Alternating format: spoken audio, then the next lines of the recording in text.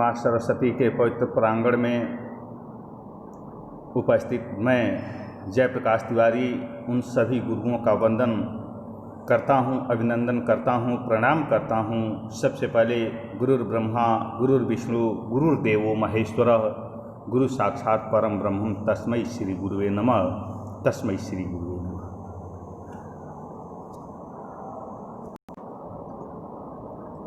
प्राचीन गुरुओं में जहाँ आचार्य द्रोण, चाणक्य, अरस्तु, सुकरात, कन्फ्यूशियस आदि महान शिक्षक हुए, उसी तरह 19वीं 20वीं शताब्दी के मध्य शिक्षा क्षेत्र का जो विकास हुआ उसमें डॉक्टर कृष्णन का महान योगदान रहा और शिक्षा के क्षेत्र में उनके महान योगदान को देखते हुए उनके जन्म दिवस को शिक्षक दिवस के रूप में मनाया जाता है। शिक्षक का अर्थ होता है यह 3 वर्णों से मिलकर के बना है। सी का अर्थ होता है शिष्टाचारी, कक्षा का अर्थ होता है क्षमाशील और क का अर्थ होता है कर्मठ, अर्थात अपने व्यक्तित्व एवं अनुभवों के आधार पर छात्रों के आचार विचार में परिवर्तन लाने वाला ही शिक्षक है। तो आइए उनकी जीवन शैली के सफर पर एक नज़र डालें। भारतीय दर्शन के प्रकांड विद्वान, अद्वितीय शिक्षक एवं कुशल राजनीतिज्ञ डॉक्टर कृष्णन का जन्म 5 सितंबर सन 1888 ईस्वी में तमिलनाडु के तिरुतानी नामक गांव में हुआ था। इनकी माता का नाम श्रीमती सितंबा देवी एवं पिता का नाम सर्वपल्ली वीरास्वामी था। एक शिक्षक के रूप में उन्होंने जो किया वह युग युगों तक स्वर्णाक्षरों में अंकित रहेगा। मद्रास प्रेसिडेंसी कॉलेज के सहायक अध्यापक से लेकर विभिन्न विश्वविद्यालयों के कुलपति पद तक के सफर में कई महत्वपूर्ण कार्य किए। इनकी प्रारंभिक शिक्षा गांव के ही एक स्कूल मद्रास क्रिश्चियन कॉलेज से हुई। वहीं के महर्षि से, वहीं के महाविद्यालय से BA MA भी कर लिए। सर्वप्रथम 1909 ईस्वी में मद्रास प्रेसिडेंसी कॉलेज में सहायक अध्यापक पर नियुक्त हुए। 1918 ईस्वी में मैसूर विश्वविद्यालय में दर्शन शास्त्र के प्राध्यापक बनाए गए। सन 1921 ईस्वी कोलकाता विश्वविद्यालय में दर्शन शास्त्र के शिक्षक नियुक्त हुए। सन 1928 ईस्वी में ऑक्सफोर्ड विश्वविद्यालय के साथ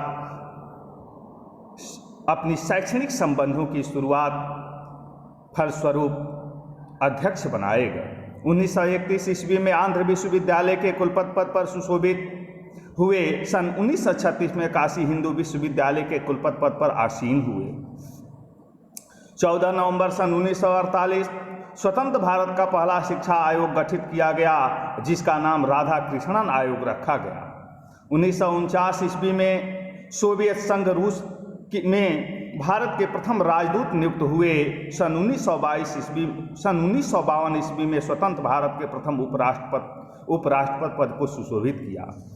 1954 दिल्ली विश्वविद्यालय के कुलपति और सरस्वती के मानस पुत्र से संबोधित किए गए। शिक्षा के क्षेत्र में अभूतपूर्व योगदान को देखते हुए भारत सरकार ने इनको शिक्षा क्षेत्र का श्रेष्ठ एवं भारत रत्न सर्वोच्च पुरस्कार से सम्मानित किया। 1962 ईस्वी में स्वतंत्र भारत के द्वितीय राष्ट्रपति पद को इन्होंने सुशोभित किया। राष्ट्रपति बनने पर 17 अप्रैल 1975 ईस्वी को इनकी मृत्यु हुई थी।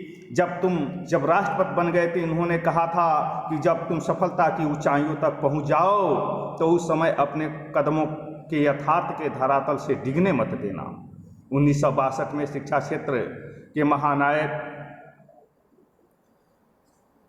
और 5 सितंबर को शिक्षा दिवस घोषित किया गया। नेहरू ने कहा इनके बारे में, डॉक्टर कृष्णन ने कई प्रकार से देश सेवा की, किंतु सर्वोपरि वे एक महान शिक्षक रहे जिसने हमें बहुत कुछ सिखाया है।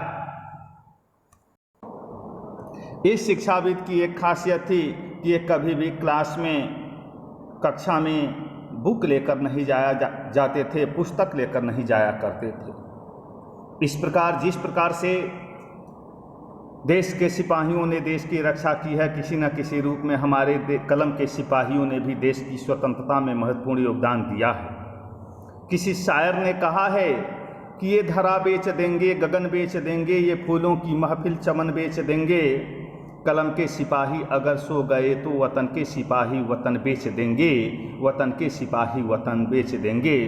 तो मैं जयप्रकाश तिवारी पुनः एक बार उन सभी शिक्षकों को नमन करता हूँ जिन्होंने देश की सेवा में अपने महत्वपूर्ण समय को दिया और हमारे जैसे लोगों को, हमारे जैसे छात्रों को एक शिक्षक की भूमिका में लाने के लिए प्रेरित किया।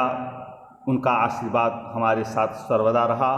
तो फिर एक बार गुरुर्ब्रह्मा गुरुर्विष्णु गुरुर्देवो महेश्वरः गुरु साक्षात परम ब्रह्मम तस्मै श्री गुरुवे नमः, तस्मै श्री गुरुवे नमः। जय हिंद, जय भारत, जय शिक्षक समाज।